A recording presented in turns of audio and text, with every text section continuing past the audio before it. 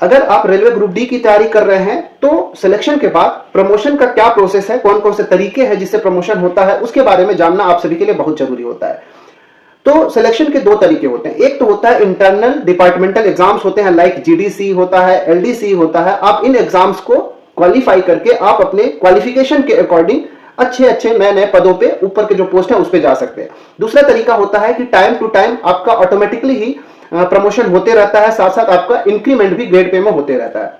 For example, अगर आपका selection जो है ट्रैक मेंटेनर के पोस्ट के लिए होता है तो शुरुआत में उसको TM4 के नाम से जाना जाता है, जिसका ग्रेड पे 1800 हो जाता है।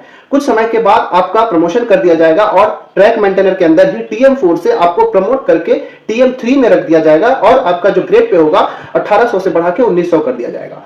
ट्रैकमैन 3 के बाद आपको प्रमोट करके की मैन के पोस्ट के लिए अलॉट कर दिया जाता है और ग्रेड पे जो है 1900 से बढ़ के 2400 हो जाता है। तो इस प्रकार अगर आपका सिलेक्शन ट्रैकमैन के पोस्ट के लिए होता है तो इस तरीके से आप प्रमोट होते हैं।